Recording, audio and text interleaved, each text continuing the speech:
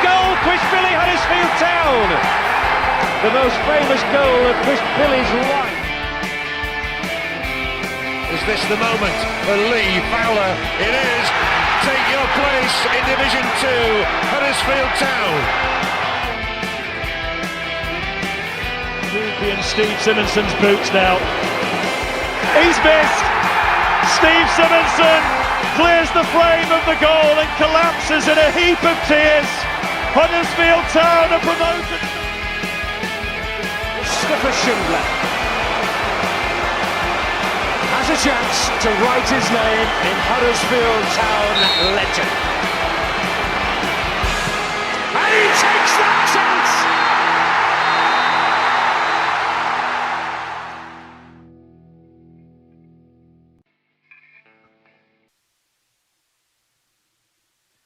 Welcome to episode 123.5 of the Andy Takes That Chance podcast. Boris and Keir have had their go, and now it's our turn to make our own public service announcement.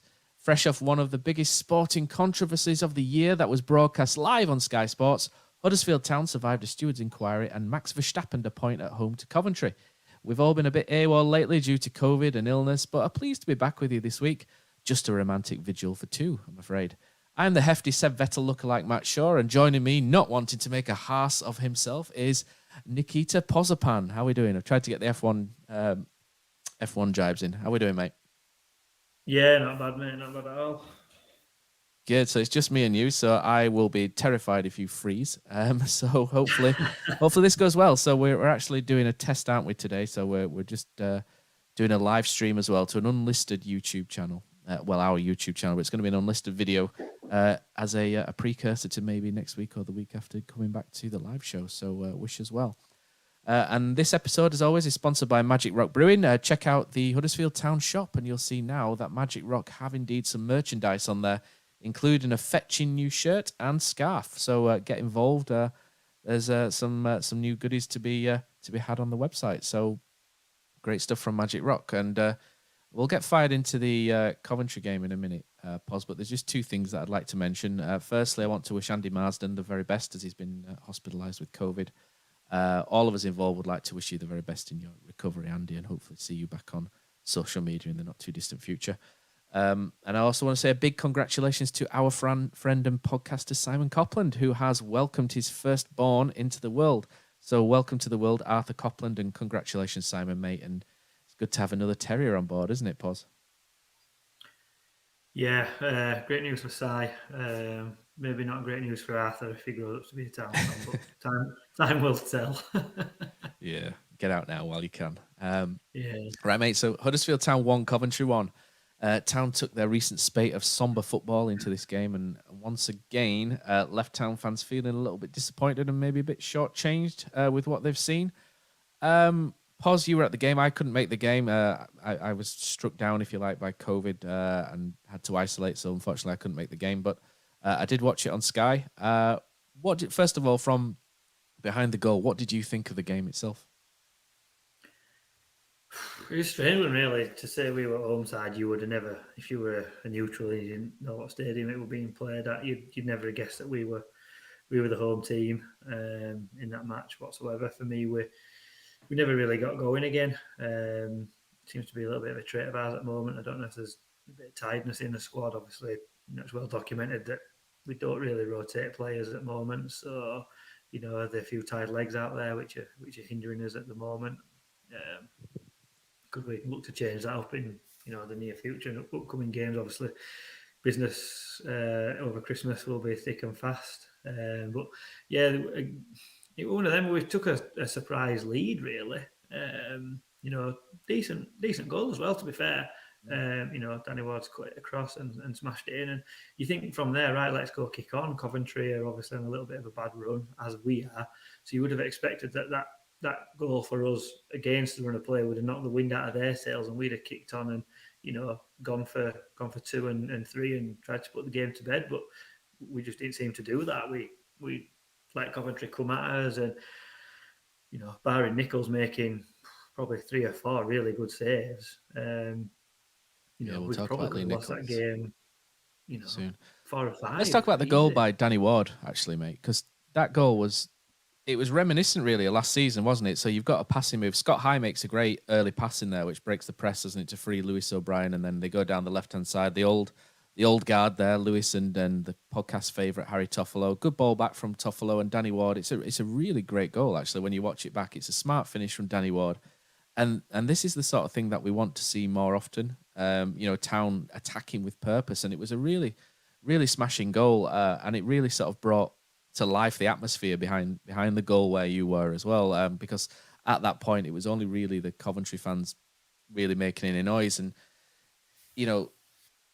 that's the sort of thing. And I think we'll talk about the atmosphere as well, because to be honest with you, I was flat watching it. I don't blame you guys. I was flat watching it on TV. And when you only really have that one moment during the game, it must be really difficult to keep constantly cheerleading and singing and getting so enthused with the game when, the town really went up into a shell, really, didn't they? Yeah, it's been a point of discussion on Huddersfield Town forums and Facebooks, and about the atmosphere being poor. And we were poor. It were a poor atmosphere. We obviously champion ourselves down there as not the atmosphere creators or providers, because that's not what we're there for. But when it's good, people say we did well, and when it's poor, people say we didn't do well. But sometimes you've just got to take a step back and actually look at the game for what it is. And 12:30 on a wet, cold Saturday when it's on Sky, the crowd itself were, attendance wise, I don't know what they gave out officially, but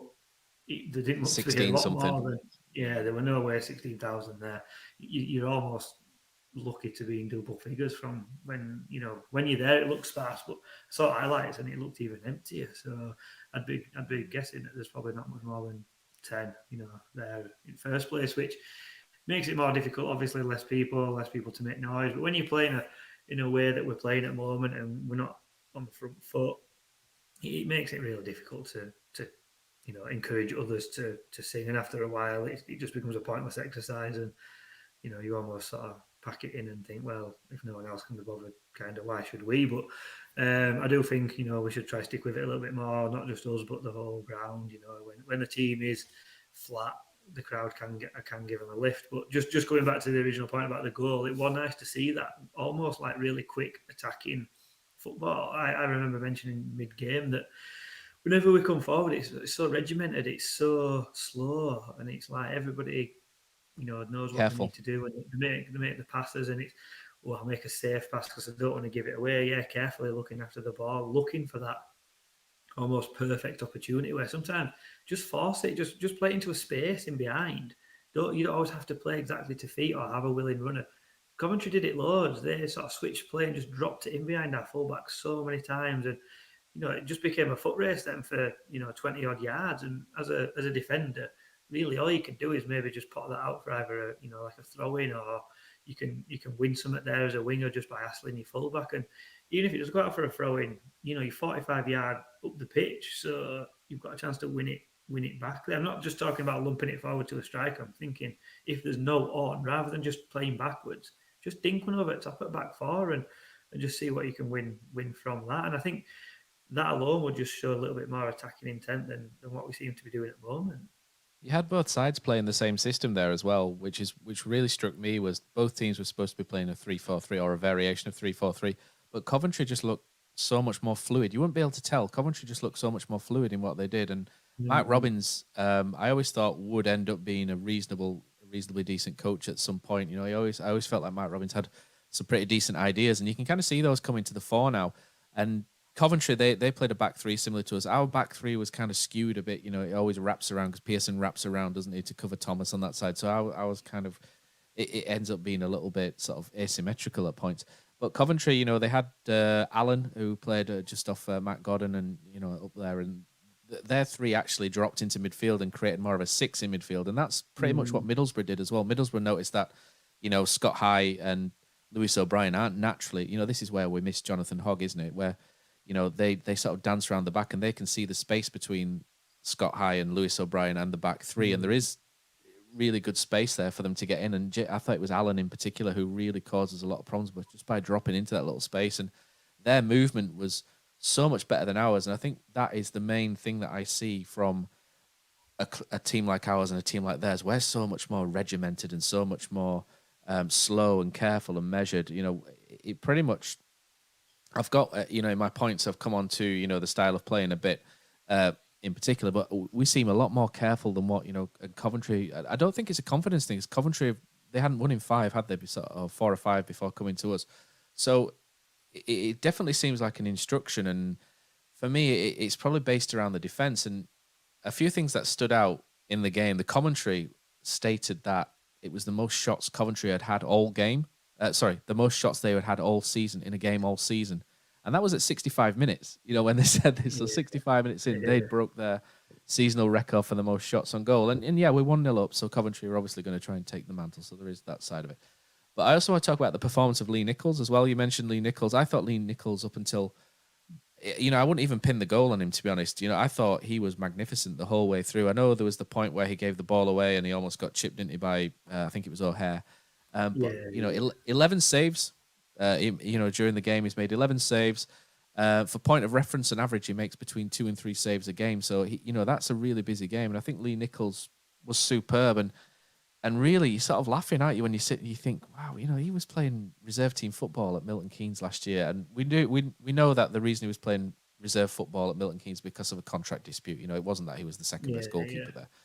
But to come from that level up to sort of, top half of the championship, he's just taken to it so well. And there's little things I love about him. And I think Coventry had a shot towards the end and it was going miles wide, but he always does this really sort of emphatic shithouse dive. Yeah. And it's just so funny to watch. He's just my kind of goalkeeper is Lee Nicholls. And it's great to see that people are really sort of taking notice of what he brings to the table as well. And it's just the little things, inside the box. He's very quick to grab the ball, when it's bobbling around in the 6-yard area, whereas other goalkeepers we've had in the past will sort of stick and play safe, and just spread themselves and block. He reads situations brilliantly.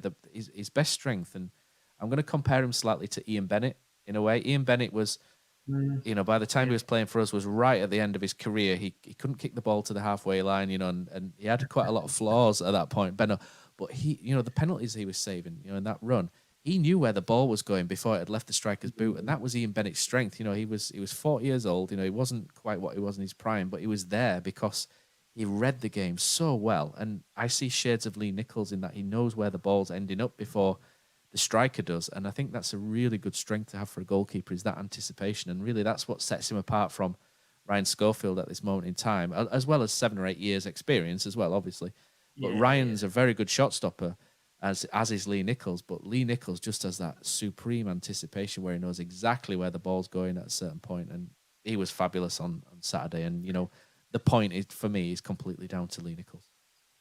Yeah, 100%. I think he got man at match awarded to him, which it says a lot, doesn't it, when your goalkeeper's been awarded man at match, just what sort of game you've been in. But 2 or 3 saves over the bar. I think the defence potentially have been a little bit too reliant on Nicholls. Certainly in that match, there were a couple of occasions where they almost left it because they just expected Nicholls to be there. There was the one just before the goal, actually, where he's kind of had to react and jump up, and he's got a decent punch on it. And if I'm in there and I let that goal in, then I'm screaming at defence, because I didn't really notice at the time. But where we were, the cross comes in, and you can see him come out for it as if to say, I'm going to just catch this. And it looked easy, and then all of a sudden their fella just nips in and heads it in. And until I actually saw it on the replay, it looked very similar to the goal down at QPR, where he's just left. Nobody seems to pick him up. At 93rd minute, it's criminal defending, is that in 93rd minute, especially given we have a habit of conceding late goals. I know Coventry have got a habit of scoring late goals. So going into the final 5 minutes, you think that players would have that in their minds that, these guys are going to come at us and keep coming.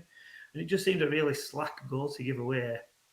It was a game where he defended quite well. Yeah, Coventry deserved it. Coventry deserved to win the game. There's no bones about that. We've got away with a point there. But for me, the goal was a frustrating one because I'm not quite sure where. I don't really want to sit and point fingers and blame, because defensively I thought they played quite well. Lee Nicholls has played well. But when the ball comes into the box, you're a centre back. I'm a goalkeeper, or we were in years ago when we could run and do things athletic. To a point. Yeah, but I'm a goalkeeper. You're a centre back. That ball comes in and it's gone for me, as the goalkeeper, I'm thinking Lee Nicholls has got to take that out. You know, it's the 93rd minute. There's absolutely no reason why he should let that bounce. But if you watch the TV replay back, there is a shout of goalkeeper, but I'm not entirely sure if it comes from Lee Nicholls or whether it's some shithousing from Coventry. And there is a shout, and so Levi Colwell leaves it. And Levi Colwell, though, I think with experience in the future, will just ignore that and just head it out. I think this is part of why he's on loan at Huddersfield Town. You know, he's what is he, 18, 19 years old? This is why he's at Huddersfield Town at the minute, to learn things like this, to make mistakes like that. And aside from that moment, I thought it was great. But the problem I've got then is when the ball goes out, it clears. I think Nicholls sort of punches it, doesn't he? But Levi then just lackadaisically doesn't come back into the position where he maybe should be. And again, it's a lack of experience thing, or maybe a tiredness thing. And he should really be dropping to where Matty Godden makes that run to head it in. And again, I don't really want to point the finger at Levi Colwell too much, because he's got Tom Lees behind him who should be screaming at him as well to bring him back in. You know, so it's a collective effort more than anything. But it was a really avoidable goal. And to be honest, if Matty Pearson buries that chance just before, and to be honest, we can't sit there bemoaning missed chances because Coventry have, you know, missed a hatful. But, you know, if Matty Pearson puts that header in, it's 2-0, and that, you know, that situation probably never happens. But it was a frustrating end to the game, but we didn't deserve anything either. So I think we've got to take our point and run, to be honest, mate. Yeah, 100%. If you're always trying to see it from the other side, and if you're a Coventry City fan and you go away from that losing 1-0, you're absolutely seething, aren't you? Because furious, we've down to basically shit house a win. So I think if we'd have conceded on 75 or whatever, we'd have lost that. And it's 1-0. Well, yeah, you would probably go on to lose it. But if it did stay 1-0, then, as you know, you say, well, you know what, 1-0. But I think the manner of the last minute is more frustrating than the 1-0, because you can take positives out of a 1-1 draw when you've played really badly, but when it's last minute, it just hurts that little bit more, and I think you get a little bit more frustrated. And I think fans are very wary of what happened last year at this time of year. You know, it's sort of come a little bit earlier this time, really, and it was more New Year when we started this downward spiral last year, and I think that's already in the back of the fans' mind. You look at the league, and it's so tight. So if you're trying to be positive, you think, you know, a couple of good results and all of a sudden we fly back up. But then on negative side, don't win another couple and we're right back in, you know, bottom third. Do you want some stats? Do you want me to go all statty for you? Well, it's not really that statty, but the next point on my agenda here is about the boos at the end and whether it's understandable. And we'll go into a conversation about Carlos Corberan.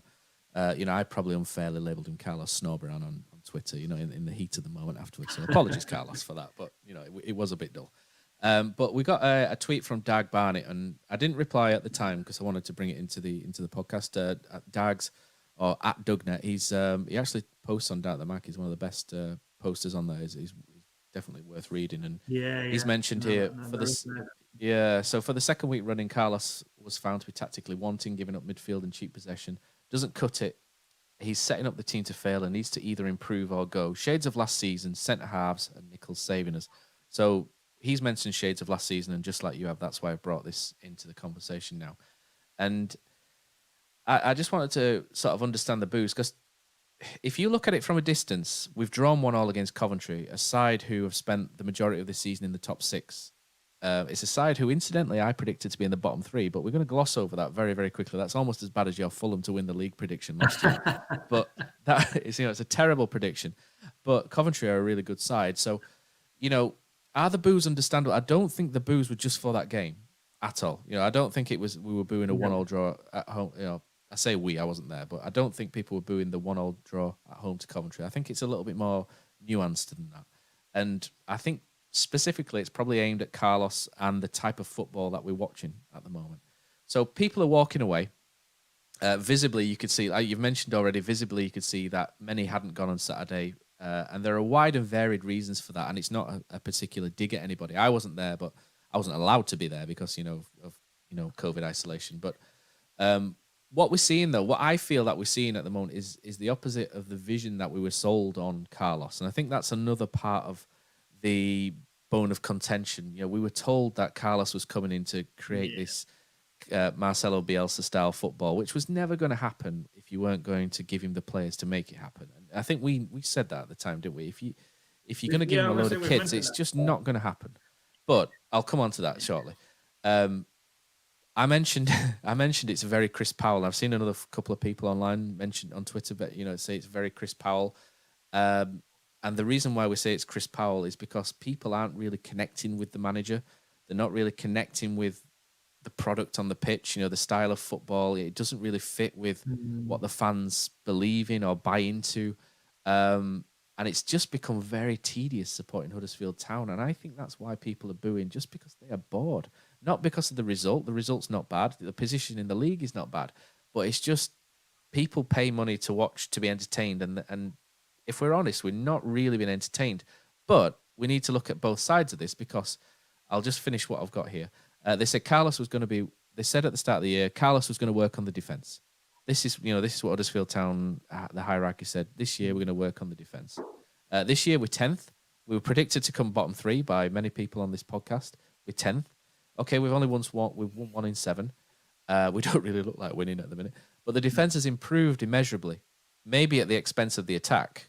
The question is, should we be annoyed or should we have more patience? This is where I'm at, because I have a foot in both camps. We're 16th in the league for average possession, which it seems very anti what we thought we would be. We thought we'd be a possession side playing swift football. We're 14th for XG4, and we're 12th for XG against. And on paper, it's not really that bad. When you take a step back, it doesn't look that bad. Mm-hmm. The data shows that we've overperformed at the start of the season, whereby we probably scored more goals than what we should have done, and that was due to Sorba Thomas's set-piece delivery. But as many people are saying, the analysts will pick up on it's pretty much the same delivery every time from Sorba, that in-swinger to the near post. And they are difficult to defend against, but people are starting to plan for it a lot more. And we're seeing a tail off in that now. We're scoring about 1 goal every 2.5 games from open play, which has improved from the 1 in 3 that it was a few weeks ago. After Bristol City, we'll be at the halfway point of the season. Bristol City this Saturday. We're currently 10th and Bristol City are in 18th. If they wallop us on Saturday, they'll go above us. That's how crazy the league is. The team in 18th can overtake us. So the question really I asked earlier on was, should we be annoyed at what we're seeing, or should we just chill out a bit and have a bit more patience? And it's a very sort of... I know there's going to be opinions at both extremes of this scale, aren't they? People are bored, and people are quite rightfully able to express that. There's no wrong answer there. If you're bored watching this, I completely sympathise. But at the same point, should we be expecting to be entertained with where the squad's at, with where Carlos is at, with where the development is? Because let's be honest, he's had to improve the worst defence in the league. He's brought in a number of players on free transfers.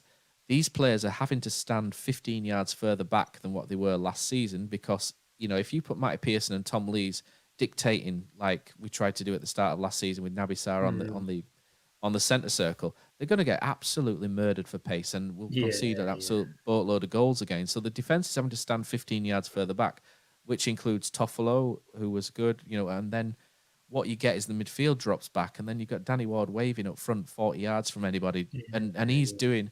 And he's getting a lot of stick, Danny Ward, and I gave Dale Marsden a little bit back because Wardy scored and what have you, but he's work, and I understand that Danny Ward might not be the number one striker everybody wants, but he's doing a kind of a manful job at the minute, isn't he, up there, just by himself? Talk pause, because I've been waffling for a lot there, but I'm caught between bored and caught between thinking I shouldn't really expect much more with what Carlos has been given, and I'm confused. Sort me out, pause. I must admit, mate, after just listening to what you've said, I would. I know you've asked me to talk a bit, but I just basically echo what you've just said. It's one of those that start of season, obviously, bottom 3. We all on here and various other fans I spoke to predicted it'll be a relegation fight. Got off to a decent start. I think the results did. Looking back at the time, you get a little bit excited, thinking, "Oh yeah, we've got this, we've got that, we're winning." When you look back now, the performances were never really that great. It were the set pieces that were, sort of papering over those cracks. But I've been on here many a time and said, look, I'm not particularly that bothered if we don't play well, as long as we win. Winning for me is the most important. Yeah. You win on Saturday 1-0 and you've played poor. You come out of that and you said, you know what, that were really rubbish, but we've won. So I've kind of enjoyed it. I think when you start losing or dropping points and the performances are bad, that's when people start to kick off. And I think that's kind of like where we are now. I think you've just said there with, 1 win in 7. Looking just quickly at the results that I can see, I think over the last 6, we've obviously there was a Peterborough result where we were. The elephant in the room, The elephant in the room is the second half of last season, and I think that is why people are nervous because that's what I was coming on. They're expecting that. Yeah. I've said before, and we're just kind of waiting for that drop off a cliff moment, and it seems to have come a month earlier than maybe it did last week. But Cardiff, we were winning 1-0, we ended up losing that. West Brom, we got a good result against West Brom. 1-0 again, not a great performance, but you don't mind against West Brom because you're not expecting to. No, it needs must. Yeah. You take that win. And you put it in your pocket and you say, well, we've got a win there that we didn't expect. QPR, a game again where if you look at chances at 0-0, we've probably done enough to maybe get a result there, and we've not. Then Middlesbrough at home, really poor performance, really bad. Barnsley away, a team at bottom 3, we've gone there and gone 1-0 up and not won. And then Coventry at home, another sort of abject performance. So I fully agree that where people were booing, it weren't just a frustration on Saturday. It's so many things, isn't it? It's nuanced, and I think people. It's almost a frustration for what's gone on, but also a frustration for what they believe might be coming as well. And it's kind of like frame yourselves, otherwise we're going to see the second half of next season. But also, they're booing because there's been not really any investment in the squad, and Carlos is, he's working with frees and loans. To be honest, a lot of managers in this league are working with frees and loans. He's not the only one, and. He's not really got, and last year for the first half we had an X Factor player, didn't we? And Josh Koroma. Josh Koroma was magnificent first half of last season. This year he's really not got going. Whether that's Josh Koroma's fault, I've still got this here just in case he fires. Fires back up, just in case. I believe in you, Josh. The conch believes, but he doesn't have the X Factor player at the minute. Because you spoke about should we be just happy to be where we were? You rewind and speak to people in August. What do you want from Huddersfield Town this season? A lot of people say we just want to consolidate, just be mid-table, have a good season. And if you just take a step back from everything and just basically look at a league table, defence has improved, we're mid-table. Attack's crap, but fine. But because we had a reasonable, I think because we had a reasonable start and we were sitting 4th, 5th, 6th, 7th, 8th. You kind of forget, like I just said, you forget about the performances and you start to get excited because you look at the league. If we'd have hovered around 18, 19th and those wins would have been spread out through the games that we've played and we would be where we were, I think people would be a lot happier. It's just because we had a good start and we've tailed off and people. I think part of the problem. Sorry, mate. Finish that and I'll come on to my bit. No, I was going to say people think we're heading to what happened last year. We've done it earlier, so theoretically there's going to be more games to drag us back in. I don't think last season is going to happen. At this point, where are we? 13th of December. So it was around about this point where we went to Bournemouth and got absolutely destroyed, didn't we? With a youth team. Carlos, he had to pick. We hit that sort of run of games, didn't we? Where we were playing, midweek Saturday with 3 game weeks, and the team was shattered, and he had to essentially go with a youth team because we had players dropping all over the place. Basically through that game, didn't he? Because I didn't want to say that just for legal reasons, but but he and after that game, really, and there was the Blackburn one on. I think it was about New Year's Eve, wasn't it, when we played Blackburn and we beat them the last minute in Abisar. But after that, last minute, it was just absolutely diabolical. We were getting absolutely hammered week in, week out. And I don't see the strain on the players as much. From what I know, the murder ball and the training has been scaled right back down. We're not having those runs of games that we were. It's not quite Saturday, Tuesday, and the season's not as condensed. So I don't think we're going to go through that sort of injury crisis that we had. We've got a lot more experience, and I don't mean experience like Richard Keogh, who, to be honest, for us he seemed way past it. He's doing all right for Blackpool, oddly enough. But he seemed way past it. Stearman struggled after his injury. We've got Tom Lees, Pearson. That's good experience in there. And I think we've got good experience in there. We probably do lack that Carol Lightings type midfielder, don't we? Who can just get on the ball sometimes and break things. I like Scott High a lot, but he's not ready yet, is he? Really, to play 30 starts in the Championship. He's improving, I think, for my money, and I really don't understand the scapegoating and the hate he gets. It's really bizarre for me because I see a 20-year-old lad who's still built like a boy, really, giving as much as he can. But sometimes, he gets knocked off the ball because he is a quite small built player. He's not Jonathan Hogg, he's not a machine. But no, he's not there to fly. We'll move on from I think he's doing all right. He's not setting the world alight, but he's not terrible either, which some people say. I find some of the criticism bizarre, to be honest, but we'll move on.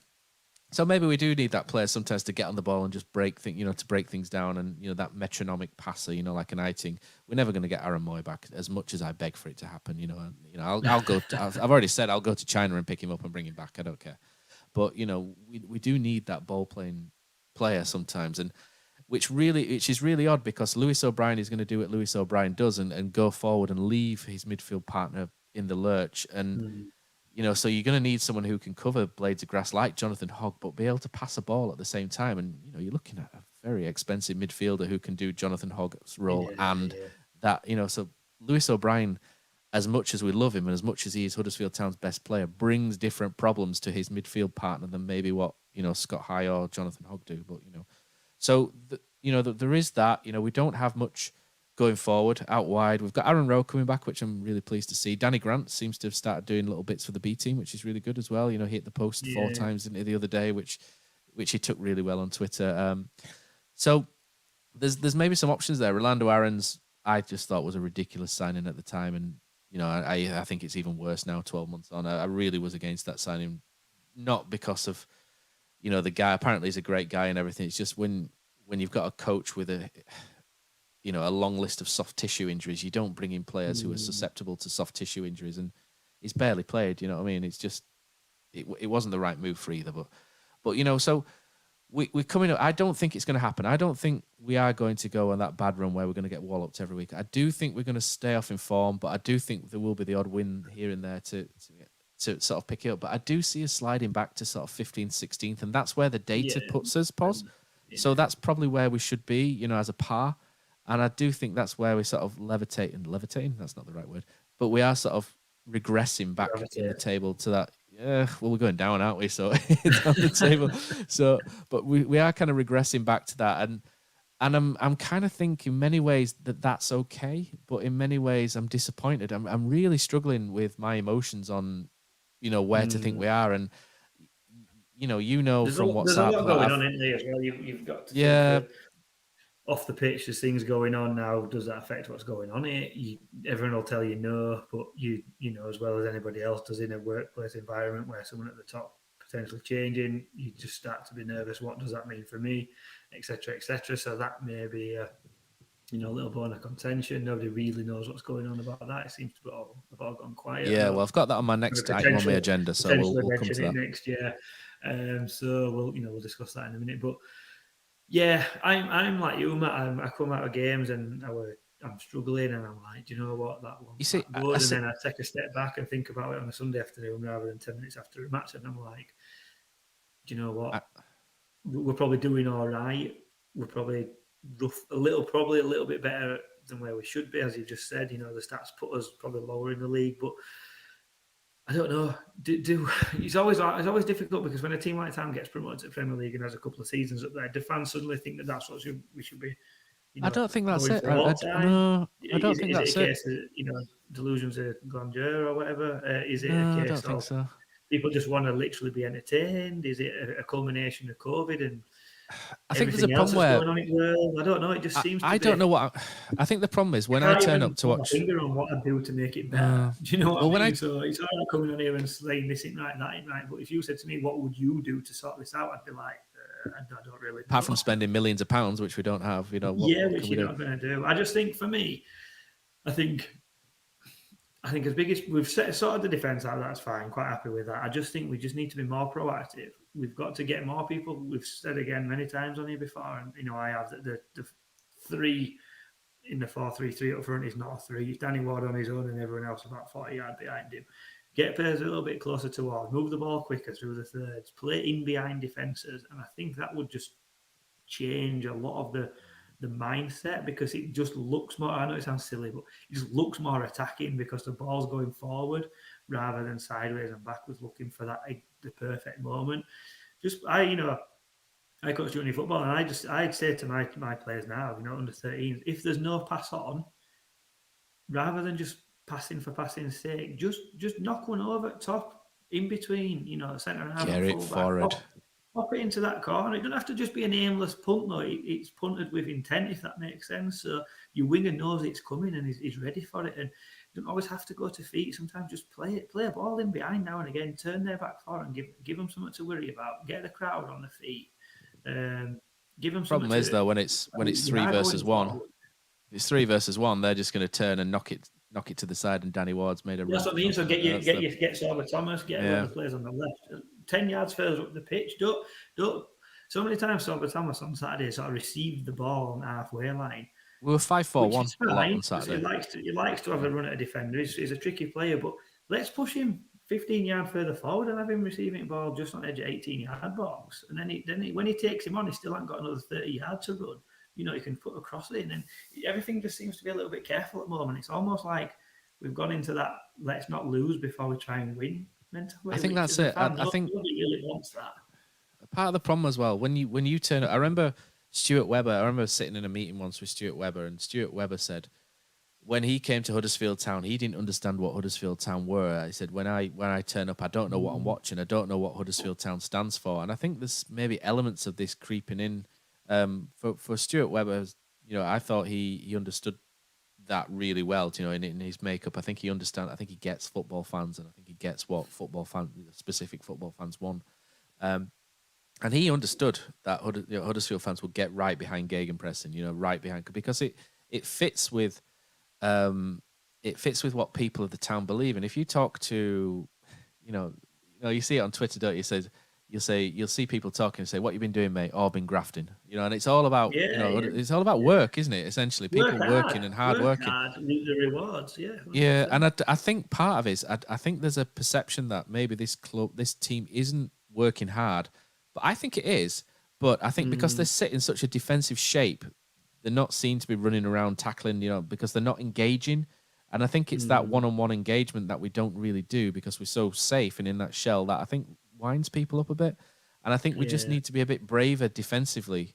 And like you said, and not have this flat back 5 and a flat 4 and then Danny Ward, over in another postcode. It's just, I think you're right with that. It's just, will we concede too many goals and will we be out of the game? Because we do lack quality in certain areas. And I think it's that risk and reward that Carlos has, at first when he came in, it was all about the risk, wasn't it? And now it's all about safety. And he's kind of almost gone too far, hasn't he? And there's a lot of calls for Carlos to be sacked. You say like we might be frail at back, but let's lose 4-3 rather than 1-0. Do you know what I mean? It's the 4-0s that kill you, isn't it? It is, yeah. But do you know what I mean? At least then you come out and you're like, do you know what? At least it was a good game, kind of thing. I think the annoying thing as well is when we go 1 down, we don't come out of our shell. I think that's the bit which is hard to digest for me. It's just that even when we go 1-0 down, we're still in that shape until 10 minutes left, and then we might try and win some set pieces. It's ridiculous. It's some sort of ridiculous stat that it was like the Preston game when Quana scored that penalty in the last minute since we've. Since we came from behind. We did it. We did it last season. We beat someone last season. Middlesbrough last season. Yeah. We came from behind. There's not many to choose from, is there? No, it's a funny one though because I quite like the team. There's no one. There's a couple that I'm not so keen on, but there's no one that I really dislike. I quite like Carlos for all his faults. I think, we had the Q&A with him and he came across as really wanting to do well. His life seems to be football. He wants to do a good job. And part of me thinks, as he not, he came in with this, I will try this style, I will play that style. And he's just not been given the players to do it. So he's kind of working with what he's got, trying to maybe play a way that he doesn't really believe in or doesn't want to play. So there's many factors at play as to why I don't think we're probably getting what we want as Town fans at the moment. And it's just like I've just said, if you said to me, right, Posy, you're going to be manager next week, I'd be thinking, Christ, what am I supposed to do? Get it 4-4. You'd be 4-4-2. Get it forward into channels, hit some diagonals. 4-2-4, mate. Let's just launch it. Boothie, get your boots. That's what you'd be like. But no, it's one of them because I think, could we do this? Could we do that? And I think a couple of injuries have obviously scuppered maybe there's potential changes, but Well, Pippa's back in full training now, so that'll be interesting going forward. Yeah, I would maybe thinking, if Pippa's back, could you move to a 3-5-2 and use Pippa and Toffolo as wing back? Jordan Rhodes as well as you get Rhodes on up to support Ward, and I think instantly that gives you a little bit more attacking prowess because Toffolo and Pippa would like to get forward. You've then got an extra striker on. Obviously, then there's the discussion of who do you leave out. You can't play two wingers, obviously, if you're playing Pippa and Toffolo. So the midfield three then becomes a bit of a cause for discussion. But for me, then you play two defensive-minded midfielders and one in front to push forward. So then you could even look at Thomas in that role. You could look at Holmes. You can look at Senane. There's when fit, obviously. Senane's the more natural one, isn't he? So all of a sudden, that for me instantly becomes more attacking because you've got maybe 5 players there that want to get forward. Whereas at the minute we only really, for me, have. Well, Ward is a striker, so he's there by default. Thomas on the right wing. Holmes, I'm sorry, Dwayne, not personal, but he's just not for me. Senane is all right, but again, he doesn't ever seem to want to pick up ball and drive forward with it. I know Holmes does that, but he just seems so lightweight at the moment. It seems to just get knocked off the ball a little bit too easy. So, congratulations, Dwayne, by the way, as well. Congratulations to Dwayne, by the way, on his on the birth of his first child, Tiago Holmes. That's an interesting one, isn't it?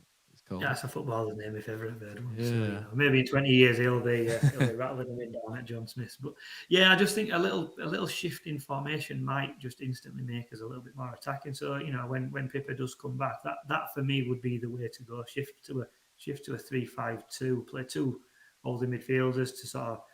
Who's your holding midfielders though? When without Hoggy, that's the tricky thing because Lewis O'Brien naturally will break, won't he? I mean, Vallejo, I suppose, if when he's back, he could sit in and do about 8 weeks away.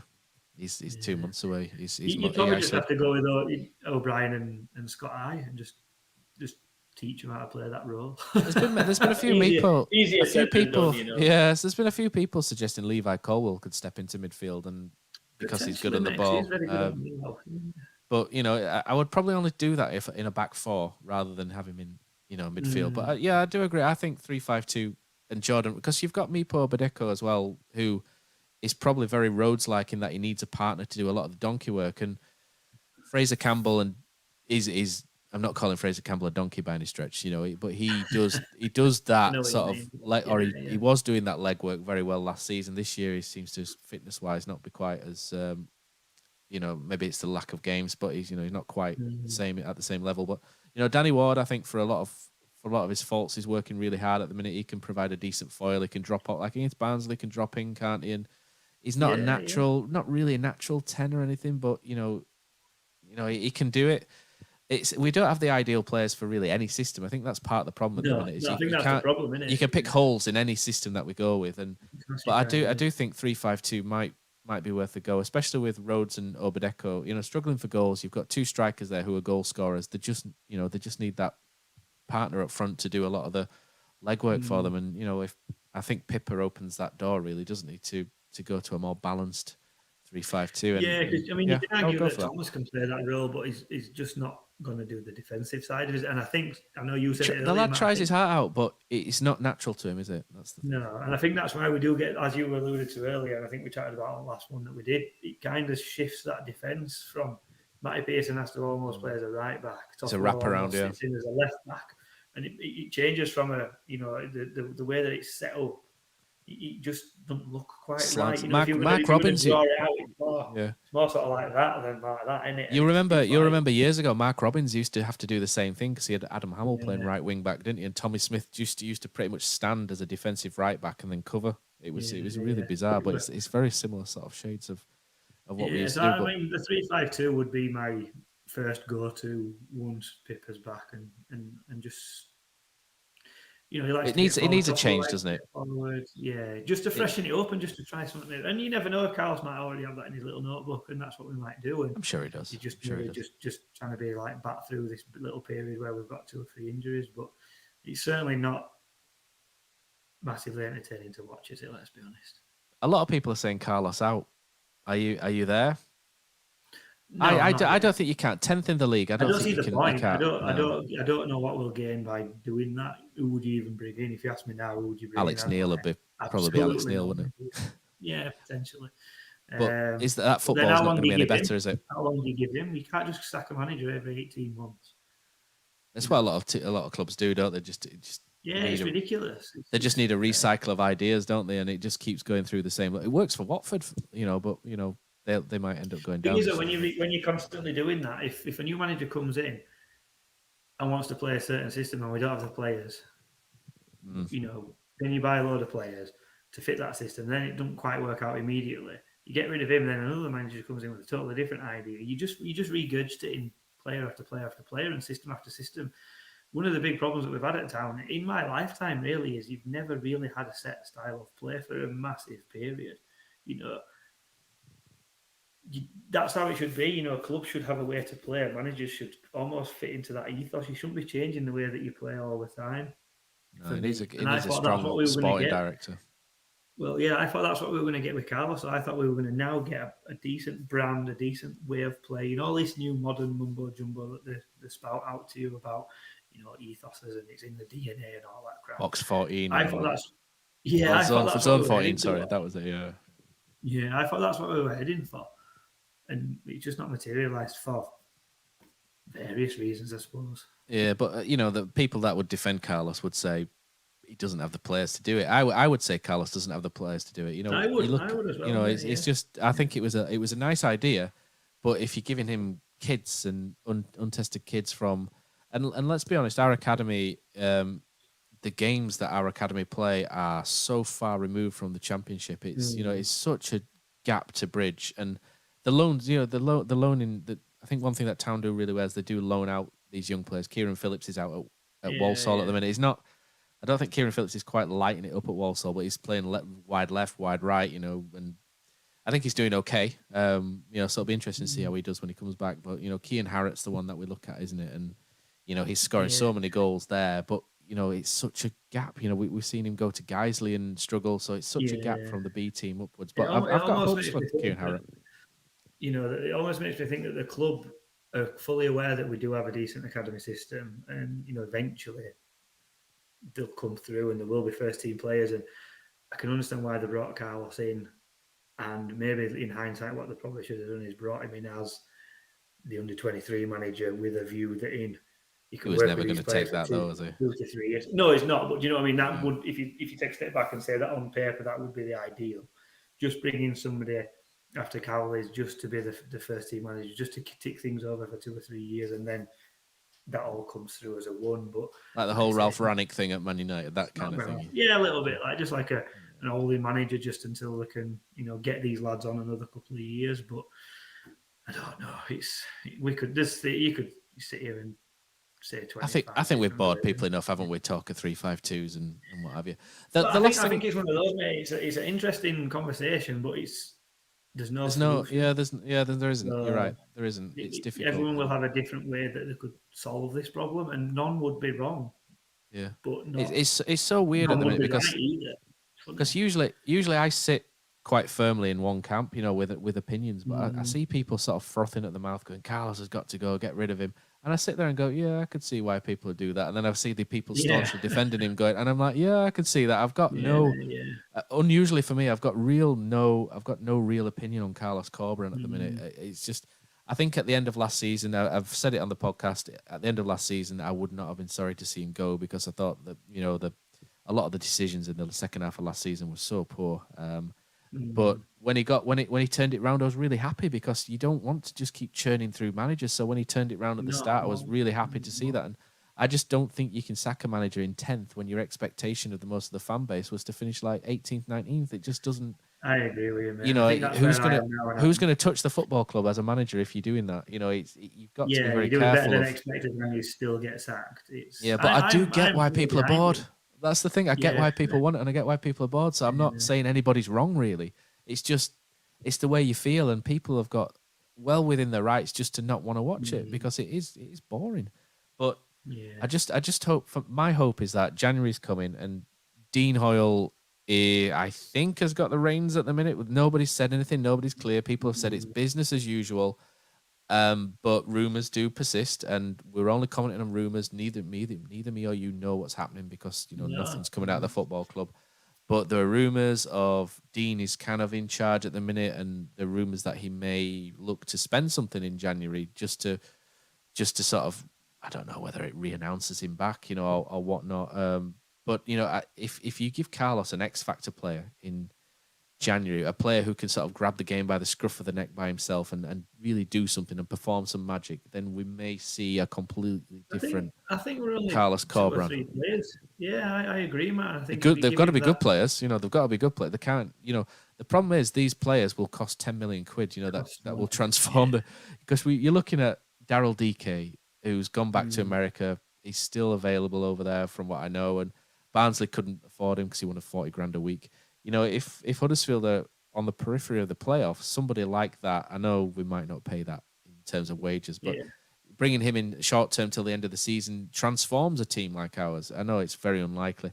Conor Hurahan was one that got linked with us at the end of the last window. He went to Sheffield United, but players like that do transform a team, and it'd be interesting. I think it would be only fair for Carlos to get 1 or 2 X factor players for this level. Or decent players. I'm not talking about signing Carlin Grant back for 20 million or whatnot, but I'm talking about a loan, maybe an Emil Smith Rowe type loan, that kind of thing. Yeah. And then let's see what Carlos is about. And then if he makes a mess of it from there, fair enough. But then if he continues and we improve, then you don't need to churn another manager out. And that's anyway. So we mentioned Dean Hoyle there. There's been rumours circulating. You read the forums, you read Twitter. There's mentions of Asian and American interest. Asia and America are huge continents in themselves, so you can't tell exactly who or where it's coming from. But one name that came up was Marcus Evans. You look at his record at Ipswich, and I think when you look at it from far away, you go, "Oh, he spent 100 million quid, and then he wrote it off. What a guy!" But when you look a little bit deeper, he was lending money to the club in a similar way to Dean, but also charging interest of around 5.8%. I think I might be wrong in that.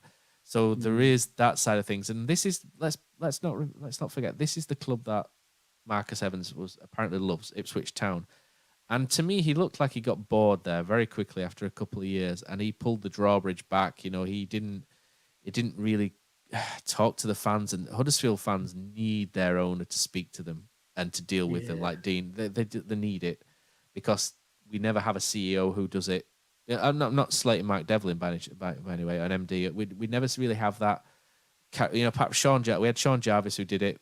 Dean. You need that front person, don't you, to really sort of step forward and keep the fans on side. Marcus Evans is not that. And he's overseen Ipswich go from being a Premier League yo-yo club to a mid-table League One club. I don't want the guy. I'll be honest. Even if he has written off this money, he just seems such an uninspiring owner. But I will say that my hunch on him was that it may have been a story that's put out there to make people look the other way, potentially. That's because I really don't understand why he would be interested in Huddersfield Town when he had his own club and he couldn't be asked running them properly. Yeah, I always think it just doesn't make sense. A fan of another club buys another football club, I would never buy. Certainly not in the league. I might buy someone a bit lower down if I were in a position to do it, but I certainly wouldn't be going to buy Ipswich, for example, because why? It's not good. You're not going to make money at a football club at this sort of level, so it's not a heart over head situation, is it? So, very, very strange. But as you say, could it just be a bit of a smokescreen to, put people off the scent of? We're talking about somebody taking over, yet we don't even know who owns Big Phil might be back. Who knows? We don't really know what's going on, and until we know, then we're going to guess. The quote from Dean was quite interesting because he said something like, "Give me a problem, rather than us," or give the club a problem, which is what Dean were very, very good on the old PR front, weren't he? Just for reference, that was from Mark Devlin's ATT comments, was it? But I think that was the most recent one, but he did say previous to that in January, if we were top 6, which we're not going to be, and they specifically said that Dean would invest. So, so there are little breadcrumbs there which indicate that Dean is the one this is why we think Dean is the one holding the reins, isn't it? And I feel for Phil. I feel really sorry for Phil. I do. I feel for the guy. I think Phil had a lot of good intentions for the football club. I think he had some good ideas, and it's just I do feel for the guy, and I would do nothing but wish Phil Hodgkinson all the best. Whether he's back in charge or whether he moves on, I don't know, but I do wish Phil all the best. Yeah, 100%. And I think you could argue that he's left the club in a better state in which he took it over. So as an owner, that's kind of all you can ask, really. But we will be interested if Dean does regain full control, what sort of reception he'll get, because he's not. Obviously, he took us to the Premier League, he did all that side of it, and then Dean's got a silver tongue, doesn't he? He's got a silver tongue. He can win. He can win people back around very quickly. But when you look back, a lot of the problems that we've faced over the last 2 to 3 years are because Dean decided to take his money back, which he had every right to. I would never ever say to him that he shouldn't have taken that money back. I don't think he ever pulled the wool over anyone's eyes and said, "I'll never take it back." I just think we kind of, as fans, presumed that he wouldn't. Maybe he got poorly. People can change, don't they? And when that happens, I think a lot of the people that he's talked about writing a lot of that off as well, hasn't he? He talked about writing. And he's been quite easy with it. He's not. Yeah, he extended it. He's not charged interest. I want it. He's changed things. There's a lot of good things that he's done. What he's done is no. This is why Dino's rich and I'm not. But I would not have done what Dean. For me, if I put 50 million in I would only put money into the football club I was willing to write off or convert to preference shares, etc. Yeah. But people, it's up to other people what they do. He could easily have put an interest on what he's done and earn money out of it. And again, ethically, it's fine. You know what I mean? And he's not. So, I think the other interesting thing to watch is the American market as well. So I read something on The Athletic, which I think was about the old Chesties, about, the San Francisco 49ers and how they might be maneuvering themselves for a full buyout there. But it was more the general state of it rather than that which tweaked my interest. And that was that there's a lot of money there's a lot of money needing to go somewhere in markets like America and China. Well, maybe not China, but there's a lot of money that needs to go somewhere, and there are rising inflation rates. So people are looking to dump it within, football clubs and certain things. But I'm always very uneasy with Americans because they do tend to give 10 million and then charge you a high interest rate, 10% a year, on it. And I just don't think Huddersfield Town is a football club that could operate that way, because commercially, with the area that we're in, we're not the richest area. I just don't think commercially Huddersfield Town is viable enough for something like that. So it needs a benefactor like Dean. And if it doesn't have a benefactor and you want to cut your cloth and you want to break even, Huddersfield Town goes back to League One. It's just the way it is, and it's just what the football club is. I don't on any level think Huddersfield Town is not a top 2-tier football club. I believe Huddersfield Town. I believe in Huddersfield Town. I will never say Huddersfield Town are a small club, because to me they're not. They're a middling club. If you look at top 30, innit? That top 30 division is probably about right. If we're a boxer, we'd be a super middleweight. We're not a featherweight. Like other clubs down the road. But it's just, for me, it's just commercially Huddersfield Town just doesn't do maybe what Brentford does, because they've got the advantage of being in London. So that's what Huddersfield Town are up against, and it's an economic one rather than something that's based on the size of a football club. But it's going to be interesting anyway, mate, watching how this develops. We all want... It will, because that also, what's going on there feeds into the old Carlos debate, doesn't it? Because if someone is waiting in the wings to take over, why, do they want Carlos? Do they not? You can't sort of sack him and then have somebody come in who might want him. So there's all sorts of... You can't keep him, and then, if I were in control of the club, I'd just be leaving him where he is and then letting the new guy decide what's going to happen, because and there are different ways to do it, innit? There may be an investor. It may be an investor. It may be a complete takeover. It may be an investor. We don't know what's happening. Phil might end up being back in control and paying Dean off, in 6 months' time. We don't know what's going on. And it's, and this is because the club have said it's business as normal, and they're obviously trying not to draw attention to it. But things are happening behind the scenes which are different, and that's why people like me and you will talk about it and speculate. And we, like I say, we don't know anything. We don't know what's happening. when that Russian oligarch worth 15 billion quid walks in with Daniel Farker next to him and gives him 100 million to spend in January, that's another thing. But this is Huddersfield Town. That is never going to happen. If anyone sees me popping up in director's box now and again, I know you are the face of the club. We forget that, don't we? But I mean, I didn't even get my bloody walls painted since I did my kitchen 2 months ago. So I certainly won't be buying Huddersfield Town.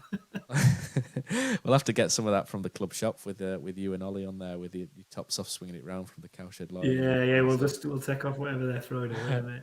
Right, mate. It is interesting. I think it is interesting, and it does feed into the general feeling about town that nobody really knows what direction we're going in. On the pitch, off the pitch, and that in itself can just lead to people not being bothered to go down.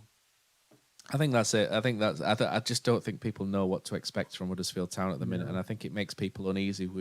I think the only thing people expect are a really crap second half to the season, but I think that's it, and I think that's why people are maybe reacting what they are. I don't think it's going to happen, but I don't think it'll be as good as the first. That's all. No, I don't think we'll get dragged right into a relegation battle, but I do think we'll probably end up finishing between 10 and 15th, I'll say now. And at the start of the season, you'd have been happy with that. So I'd be over the moon with finishing 10th, mate. I would be more than happy with that.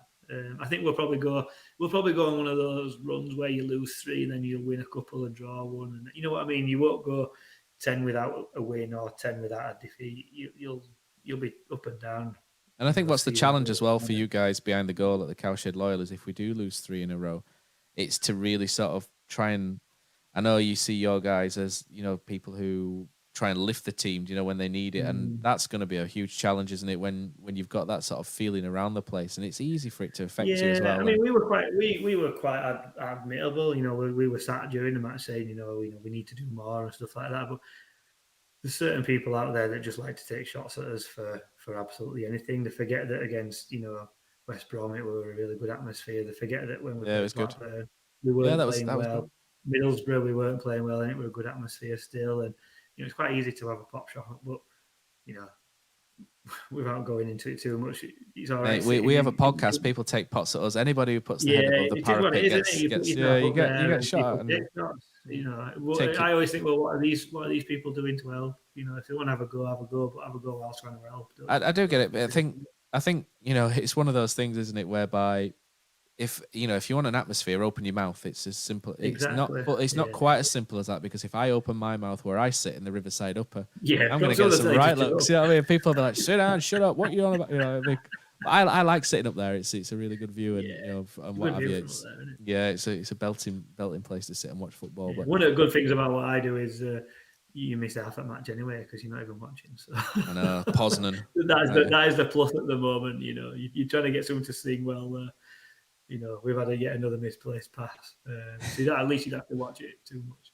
Yeah. But no, it is one of them, and I think people are just airing the displeasure over a longer period, as we said right at the very start. It weren't the 1-1 against Coventry that caused people to boo. It was probably the one within 7. It's a culmination of a lot, isn't it?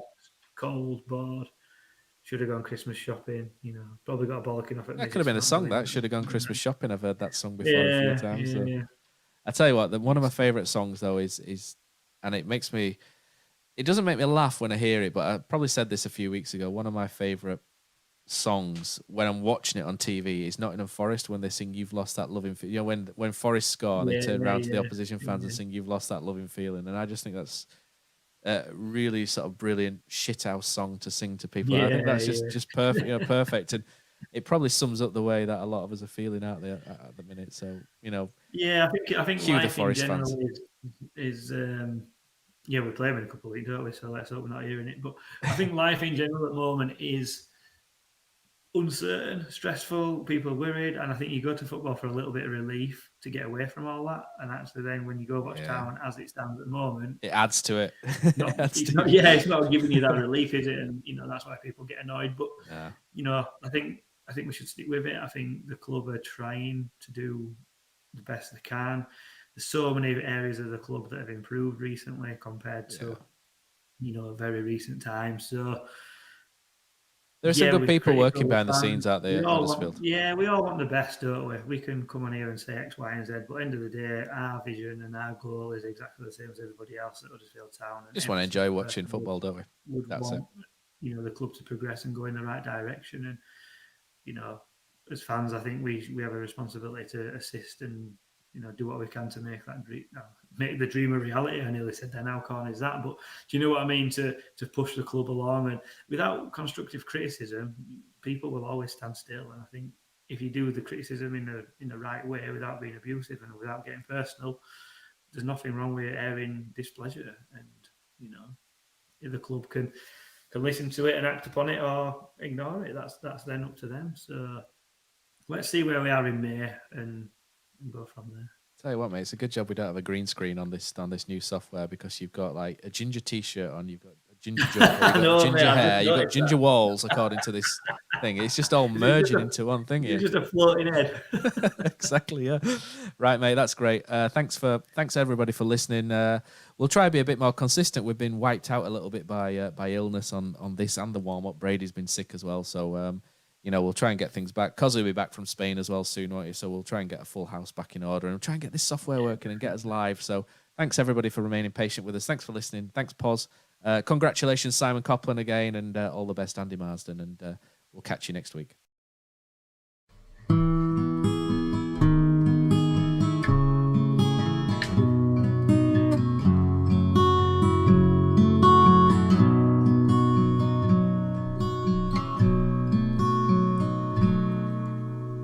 There's a team that is dear to its followers. The colours are bright blue and white. They're a team of renown, and they're the pride of the town. And the game of football is their delight. And all the while upon the field of play, thousands loudly cheer them on the way. Often you can hear them say, who can beat the town today? And then the bells will ring so merrily, and every goal shall be a memory. So town, play up and bring that cup back to Huddersfield. So town, play up and bring the cup back to Huddersfield.